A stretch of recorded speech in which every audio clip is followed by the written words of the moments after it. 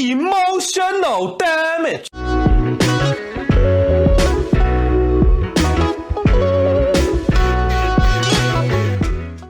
What's up, Extreme? Before we carry on, I'd like to acknowledge that this is the first time you are seeing my face like this in an extreme group setting. And going forward, we are going to be creating our own content for extreme groups, which is really exciting. And this is simply so that we can chat about things we believe are important for our lives and community here and now in the context of South Africa, Boksburg, Edenvale. So we really hope that this content will be enriching for every one of us. How incredible has this series been so far? Blue ticks and broken hearts, just hitting in the feels a little. Never in my life have I experienced a scar deeper than the one shaped like that of a double blue tick from someone you thought would be there forever. The pain of rejection is one that comes in many forms, one often rooted in pain far deeper than we really truly understand. And then it sits with us, angers us, sinks deep into our spirits, slowly hardening our hearts. And then all of a sudden, when someone incredible comes into our lives, and we can't even look them into the eyes without the cataracts of past rejection clouding our view of reality, blue ticks and broken hearts. If you know me at all, I'm super ADHD.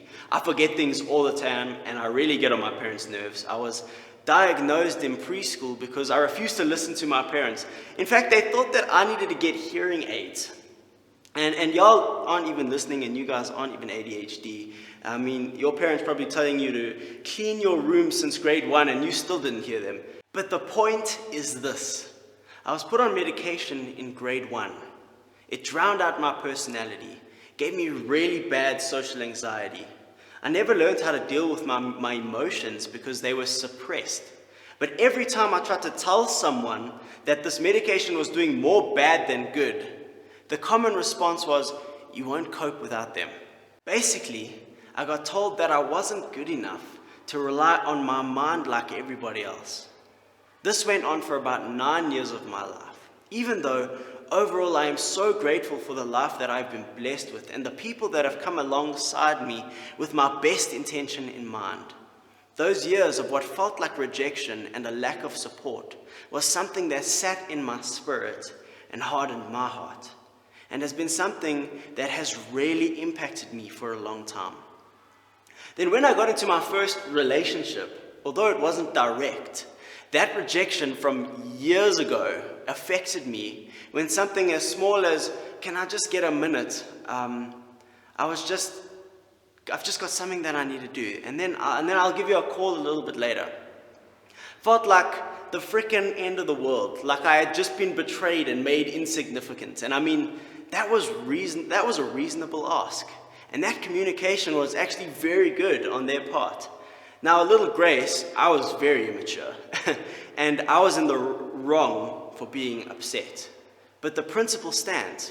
Past rejection affects our current relationships and friendships. Past rejection affects our current relationships and friendships. We all have experienced rejection to one degree or another. Maybe it came from a family or from our closest friends, maybe from a crush or even our entire grade. Different, but very real for all of us. Let me give some examples of how rejection may surface in a friendship or a relationship now. Getting upset when your best friend makes a new friend. When we don't get a text back within 5 minutes, so we ignore them the rest of the day, or we respond with, "Okay." When your boyfriend or girlfriend goes out without us and we get upset, even though they told us about it. Having to touch our significant other all the time. When we constantly fear they might leave us because we aren't good enough for them. When we have to talk all day, every day, just to feel like they love us. Maybe we should get real. What about when we get upset because we did something wrong? Like actually did something wrong. So we turn it on them and get angry with them and start yelling unhealthy profanities, breaking down their confidence, just so that we don't have to actually work on ourselves within that relationship, like what the actual purpose of a healthy relationship is. But I think you get the point. Past rejection affects our current relationships. Lucky for us, Jesus himself experienced some rejection in his life. I mean, his closest friends denied that they knew him when he was taken to the cross to die, because the religious leaders of the time rejected him as well. Jesus says that he will give us healing and a new heart. But not only does Jesus say that he will give us a new heart, he will also show us how to deal with rejection and what a healthy human relationship looks like. And this is something that has helped me so much when it comes to dealing with underlying rejection.